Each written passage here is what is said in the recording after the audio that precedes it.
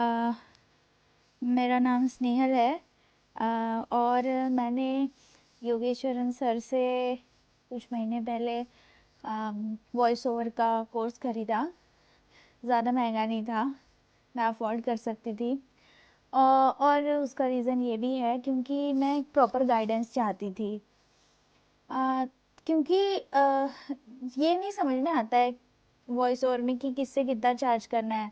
अच्छा, आपको मेल आ गया तो अ, उसको रिप्लाई क्या देना है, क्योंकि वो लोग है ना, जब भी मेल आता है तो एक रेट पूछते हैं कि इतना आपका रेट क्या है। बट हमारा रेट डिफर करता है ना, जैसे अगर ब्रांड्स का है तो अलग है, डॉक्यूमेंट्री का है तो अलग है, यूट्यूब क्लाइंट्स का है तो अलग है। वो लोग बोलते हैं कि एक रेट बताओ। एक रेट कैसे बता सकते हैं जब उनको प्रॉफिट अलग अलग होता है, तो हमको भी तो प्रॉफिट अलग अलग होना है ना। जिन उनको 3,000 मिल रहा है उसका हम 300 में क्यों करेंगे? हमको भी पता होना चाहिए। उसके लिए हमको पहले पता होना चाहिए कि उनको इसका कितना मिल रहा होगा। तो इसमें ना, जो नए वॉइस ओवर आर्टिस्ट है वो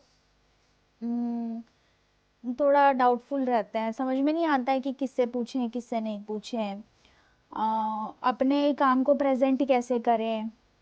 तो योगेश्वरन सर का मैंने कोर्स लिया और काफ़ी चीज़ें समझ में आई कि हमारे सैंपल्स कैसे बनाने हैं, खुद का प्रेजेंट कैसे करना है खुद के काम को। और वो तो है, लेकिन जो प्रैक्टिकल जब काम मिलता है उसका गाइडेंस चाहिए होता है ना। जैसे हम किसी को क्या रिप्लाई दे, ऐसे कैसे रिप्लाई दे कि आगे वाला हर्ट भी ना हो और हमारा काम भी निकल जाए।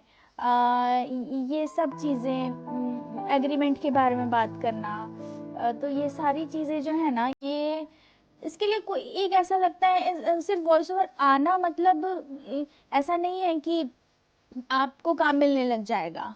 आप क्लाइंट्स बेस बना लोगे। वॉइस वॉइस ओवर आना तो पहली सीढ़ी है। वॉइस ओवर आने के बाद में क्लाइंट्स को डील कैसे करना है, खुद का काम कैसे दिखाना है, प्रेजेंट करना है, ये सब बाद में आता है। तो यहाँ पर मैं तो अटकती थी। अब मेरे को हमेशा लगता था कि मेरे को इस काम का कितना रेट चार्ज करना चाहिए। ये लेवल का क्लाइंट है तो अ, हमें ऐसा लगता था कोई तो हो जिससे मैं पूछूं, जिसने इंडस्ट्री में काम किया है और मुझे गाइड करे। तो मेरी बात योगेश्वरन सर से होती थी। एक दो बार मैंने सर से पूछा था, बट बाद में मुझे पता चला कि अच्छा, सर का कुछ कोर्स भी है, तो मैंने सोचा ले ही लेती हूँ, क्योंकि वो देखने के बाद तो थोड़ा आइडिया आ जाता है अच्छे से। और उसके बावजूद भी वो तो ठीक है, वो तो जो है वो मटेरियल। बट जब पर्सनल गाइडेंस चाहिए होता है तब भी सर अच्छे से गाइड करते हैं। तो मेरे को वर्थ लगा, मैं सेटिस्फाइड हूँ।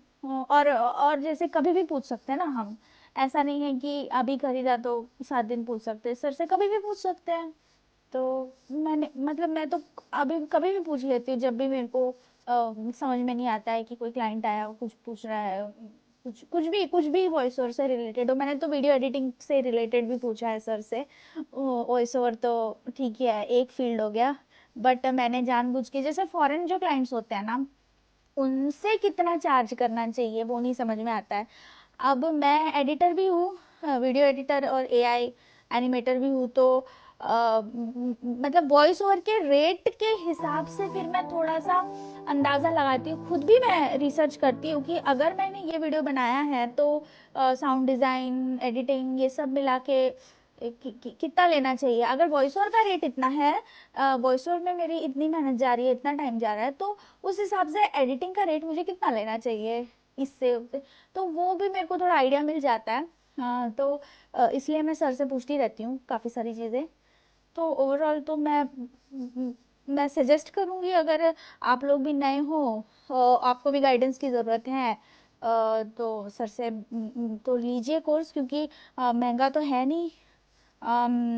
और जब काम मिलता है, मैंने तो जब सर से लिया ना कोर्स, उसके जस्ट कुछ 2-3 दिन में मुझे अमेजोन का काम मिल गया। जितना मैंने ऑफिसर की फीस में डाला उससे मैंने अराउंड डबल नहीं बट 1.5 टाइम्स तो उसी में से कमा लिया।